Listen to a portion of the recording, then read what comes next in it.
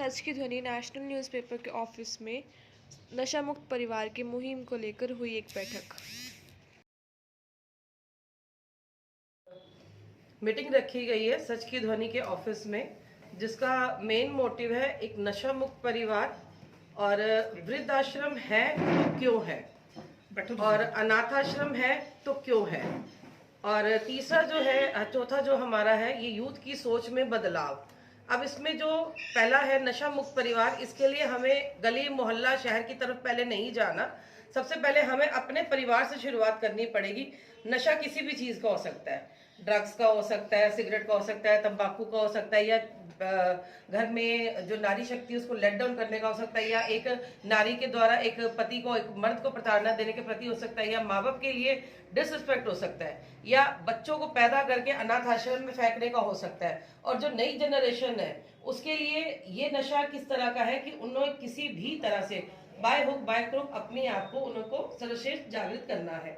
लेकिन उसमें वो क्या करते हैं कि अपने आप को आगे ले जाने के लिए अपने माँ बाप को लेट डाउन करते हैं, अपनी सोसाइटी को लेट डाउन करते हैं, अपनी यारी दोस्ती को गलत चुनाव करके, और वो उस यारी दोस्ती के चक्कर में अपना पूरा का पूरा घर बर्बाद कर लेते हैं। नशा मुक्त परिवार इसलिए बनाया जा रहा है ताकि जब तक हम अपने परिवार को नशा मुक्त नहीं कर पाएंगे, हम अपने साथ वाले घर के परिवार को नशा मुक्त नहीं कर पाएंगे। अगर हमारा साथ वाला घर परिवार नशा मुक्त नहीं होगा, हम अपना गली मोहल्ला शहर नशा मुक्त नहीं कर पाएंगे। वृद्ध आश्रम, अगर हम अपने ही बड़ों को डिसरिस्पेक्ट करके उनको घर से निकाल देंगे, जिन्होंने हमें पाला पोसा बड़ा किया, और हम उन्हीं को ही नहीं उनको मान सम्मान दे पा रहे हैं। इस टाइम पे हम, जब हम बच्चे थे, हम वो टाइम सोच के चलते हैं कि आज हमारे बच्चे हैं, वो कोई डिमांड करते तो हम अपनी कितनी इच्छाओं को मारते हैं, और इसी तरह उन्होंने भी अपनी इच्छाओं को मारा होगा। तो मेरा ये मानना है कि इस तरह के जो वृद्ध आश्रम है इनको बंद हो जाना चाहिए। अगर किसी कारणवश इनको रखा भी जाए तो अनाथ आश्रम के साथ मर्ज करके रखा जाए, ताकि बुजुर्ग माँ बाप को बच्चे मिल जाए और बच्चों को माँ बाप मिल जाए। ठीक है जी। और अनाथ आश्रम भी, आजकल की जनरेशन इस तरह से है, पहले तो गलत कामों में पड़ जाएगी, फिर सोसाइटी के डर के मारे वो बच्चे तो पैदा कर लेती हैं, लेकिन कभी झाड़ी में, कभी नाले में, कभी ट्रेन की पटरी पे, कभी गोबर के उपलों के बीच में उन बच्चों को किसी पॉलिथीन में डाल करके फेंक जाती हैं। क्या उन माओ का, उन माँ बाप के दिल नहीं दहलता इस तरह की हरकत करते हुए? अगर हम अपनी आने वाली जनरेशन के साथ इस तरह से कर रहे हैं, अगर आप गलत कार्य कर भी रहे हो, पहली बात तो आप गलत कार्य कर क्यों रहे हो? अगर कर भी रहे हो तो एटलीस्ट कम से कम उस बच्चे को जिसको आप पैदा कर रहे हो उसको सम्मान से पालो। जरूरी नहीं होता कि एक माँ बाप मिलके ही एक बच्चा पाल सकते हैं, अकेला व्यक्ति भी एक बच्चे को भरण पोषण बड़े अच्छे से कर सकता है, चाहे वो मेल हो चाहे वो फीमेल हो। तो मेरी सबसे ये रिक्वेस्ट रहेगी कि अनाथ आश्रम और वृद्ध आश्रम को, इनको खत्म किया जाए। लेकिन वही बात आती है नशा मुक्त परिवार, एक ही परिवार के अंदर ये सारी कमियां हैं। किसी के परिवार में अपने वृद्धों को लेकर के है, किसी के परिवार में ड्रग्स को लेकर के है, किसी के परिवार के बच्चों में इस नशे की तरफ जाने के लिए या सोसाइटी में आगे आने की होड़ के चक्कर में वो अपने आप को हर step by step let down करते चले जाते हैं। वो फील्ड में इस मुकाम तक पहुंचने के लिए अपने अंदर की जो उनकी सेल्फ रिस्पेक्ट है ना, उसको भी खत्म कर देते हैं। तो मेरा मानना यही है कि हमें इन 4 कार्यों पर बहुत अच्छे से अपनी परिवार से शुरुआत करनी पड़ेगी। तो इसके लिए हम लोग अपना इसमें शुरू करेंगे कि हफ्ते के हफ्ते एक हम लोग नुक्कड़ में एक जागरूकता कार्यक्रम रखेंगे, और उसमें हम एक प्ले हमारे ही बच्चों के द्वारा तैयार किया गया, जिसमें कि ये चारों जो हमारे मेन मोटिव है इन्हीं को मिलाकर के एक स्क्रिप्ट तैयार की जाएगी और लोगों के सामने प्रस्तुत की जाएगी। और इसमें हमारा आगे रहेगा कि जो बच्चे अपने आप से नशा छोड़ना चाहते हैं या अपनी मानसिक संकीर्णता को छोड़ना चाहते हैं, वो हमसे कांटेक्ट करेंगे, हम उनको सारे नंबर शेयर करेंगे, वो आएंगे, हम उनकी काउंसलिंग करेंगे, देखेंगे कि कहाँ पर उस बच्चे को किस चीज की जरूरत है, फिर उस हिसाब से उसकी काउंसलिंग करने के बाद उस बच्चे को एक सही गाइडेंस दी जाएगी। जिस तरह से बच्चा कहता है कि मेरे पास, मैं माँ बाप तो है लेकिन खाने को रोटी नहीं है, मैं पढ़ लिख तो गया हूँ लेकिन मेरे पास नौकरी नहीं है, अगर वो अपनी सेल्फ रिस्पेक्ट को दांव पे लगा करके उस नौकरी पे चला जाएगा तो वो बच्चा कभी भी अपने आप को माफ नहीं कर पाएगा। एक लेवल ऐसा आएगा जब वो सुसाइड अटेम्प्ट कर लेगा। तो हमें सुसाइड को भी खत्म करना है, इसलिए हमें अपनी सेल्फ रिस्पेक्ट की खुद से रिस्पेक्ट करनी पड़ेगी।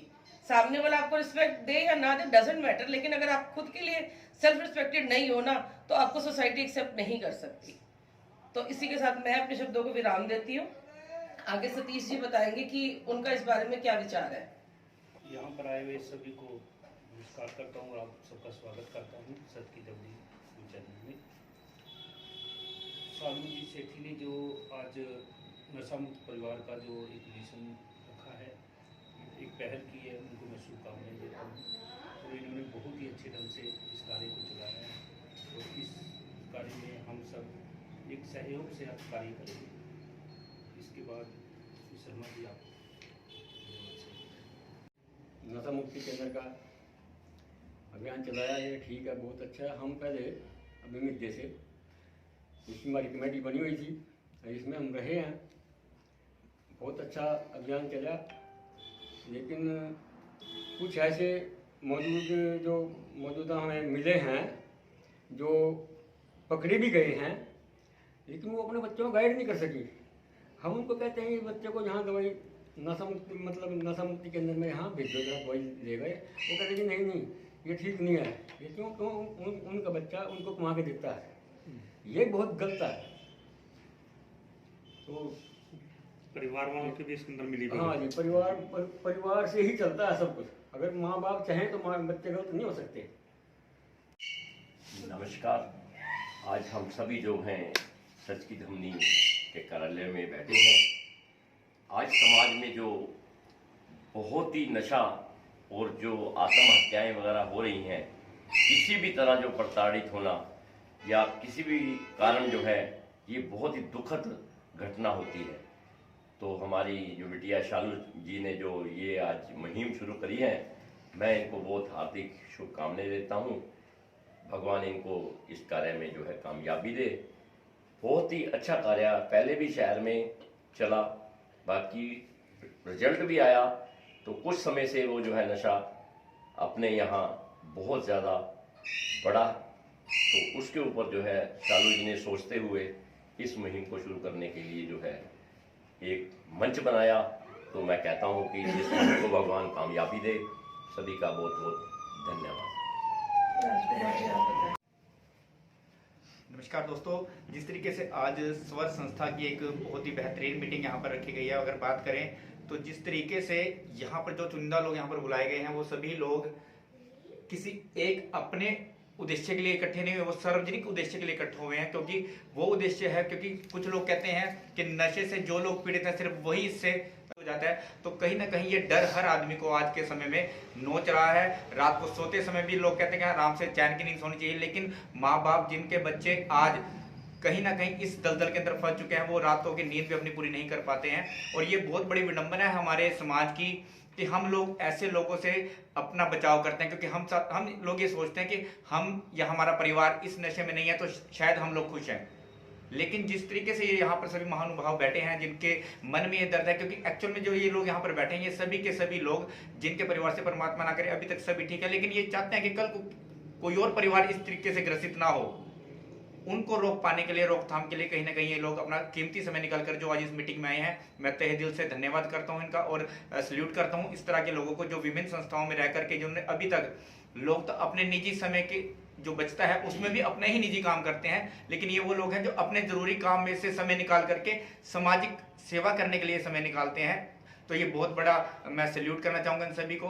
और मैं चाहूंगा जो लोग भी हमारी इस वीडियो को देखेंगे उन सभी से भी निवेदन करना चाहूंगा कि इस संस्था के साथ मिलकर, इन लोगों के साथ मिलकर अगर आप भी कुछ समय इस संस्था को दे सकते हैं तो ये आपके लिए और हम सब के लिए बहुत बड़ी एक अचीवमेंट होगी। क्योंकि अगर हम लोग खुद सड़कों पर निकलकर, घरों में निकलकर एक एक परिवार के अंदर अगर ये मैसेज पहुंचा दें कि नशे से परिवार का कोई लाभ होने वाला नहीं है सिवाय हानि के, तो आप सभी से निवेदन है कि इस संस्था के सभी लोगों से मिलकर के आने वाले समय के अंदर जिस तरह भी ये लोग प्रोग्राम डिसाइड करेंगे या जिस तरीके से प्रोग्राम कराएंगे, अवेयरनेस के कार्यक्रम किए जाएंगे, बच्चों के द्वारा जैसे बताया गया शालू मैडम के द्वारा कि छोटे छोटे नुक्कड़ नाटक किए जाएंगे, तो उन सभी में आप जिस तरीके से भी सहयोग करना चाहें तो मैं चाहूंगा कि आप सभी इकट्ठा हों, मिलें। जब भी टाइम टू टाइम ये मीटिंग करती है संस्था, तो उस समय भी अपना कुछ ना कुछ समय आप लोग दीजिए। आपने मेरी बात को सुना, धन्यवाद। जय हिंद, जय भारत।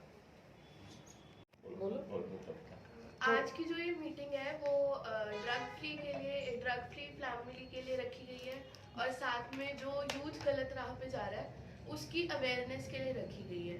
तो अभी मतलब फ्यूचर में हम लोग इस पे प्लेस वगैरह और नुक्कड़ नाटक वगैरह भी प्रेजेंट करेंगे और अवेयरनेस की कोशिश करेंगे ताकि ये जो सॉल्यूशंस हैं इन चीज़ों के निकाले जाएं। और ये न्यू स्टार्टअप है, पहले भी ये चल रहा था तो कुछ कारण से ये बंद हो गया था, तो अभी ये काफ़ी लो लेवल पे चल रहा था, तो अब हम इसको एक न्यू स्टार्टअप दे रहे हैं और कोशिश करेंगे कि हम अपनी तरफ से जितना बेस्ट दे पाए। Thank you. पहले तो इस मंच पर आए हुए सभी साथियों का मैं धन्यवाद करता हूं, इन्होंने इतना अपना कीमती समय निकालकर इस मुहिम के साथ जुड़ने का हमें सौभाग्य दिया। हम आपका सबका धन्यवाद करते हैं। मैं राजकुमार मेहता, सच की ध्वनि का चीफ एडिटर और एक एनजीओ है स्वर के नाम से, जिसका एक छोटा सा कार्य करता हूँ। और बड़े समय से हम लोग इस कार्य को कर रहे थे, जिसमें मेन हमारा मोटिव था नशा मुक्त भारत। फिर इसको करके हमने छोटा किया, तो हमने अब इसका जो नया नारा किया है वो है नशा मुक्त परिवार। हमारी सोच ये है, मेरी और मेरी टीम की सोच यही है कि हम लोग इस बड़े देश में से अगर एक परिवार को भी बचा लेते हैं जो कि नशे में लिप्त हो चुका है, दलदल में फंसा हुआ है, अगर एक बच्चा भी हम किसी का बचा लेते हैं तो मुझे लगता है कि हम अपनी कामयाबी का एक मुकाम हासिल कर चुके हैं।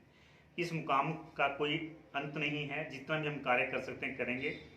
मेरे सभी से अपील है कि इस कार्य को एक अपना निजी कार्य समझते हुए हमारा सहयोग दें और जितना भी हो सकता है कि हमें उन लोगों तक पहुंचाने का कष्ट करें जो लोग इस दलदल में फंसे हुए हैं, चाहे वो किसी प्रकार का नशा है। जैसे हमारी बहन जी सालू जी ने बताया कि वृद्ध आश्रम भी हमारे देश पर, हमारी सोच पर एक बहुत बड़ा कलंक है।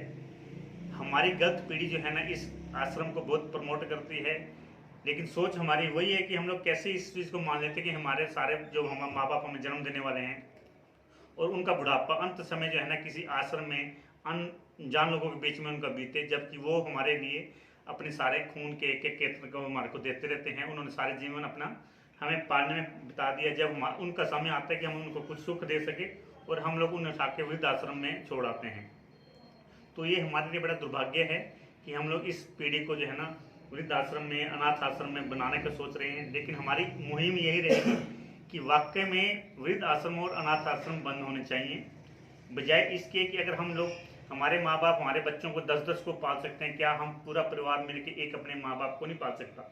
ये हमारे लिए बहुत ही हीन की बात है, बहुत दुख की बड़ी बात है ये कि हम लोग जो है अपने माँ बाप को इस तरह से बुढ़ापे में जब हमें सहारा बनना चाहिए हम उन्हें घर से निकाल देते हैं। तो हमारा प्रयास यही रहेगा कि ऐसे माताओं को, पिताओं को जो है हम लोग उनके बच्चे बन के उनको किसी तरह से सेवा कर सकें, लेकिन किसी आश्रम में न रहकर हम उन्हें अपने साथ रखें, तो वो आश्रम में होकर एक हमारा अपना परिवार रहेगा। जिसे करनाल में आसियाना के नाम से चल रहा है, अपना आसियाना, तो हम लोग बड़ी तारीफ करते हैं उन लोगों की, वो इतनी सेवा करते हैं। आज के समय में अपने माँ बाप की सेवा नहीं कर रहे, लेकिन वो जो है ना अनजान लोगों की इतनी सेवा करते हैं। तो मैं चाहूँगा कि हमारी यह जो संस्था है स्वर के नाम से, और भी सब जो सोसाइटियाँ जुड़ी हुई हैं, एनजीओ काम कर रही हैं, उन सब से भी मैं आह्वान करता हूँ कि वो हमारे साथ जुड़ें और इस कार्य में हमारा साथ दें। और यह जो मुहिम चल रही है नशा मुक्त परिवार, इसमें भी बढ़ चढ़ हमारा हिस्सा बने, हमारा परिवार का सदस्य बने। धन्यवाद।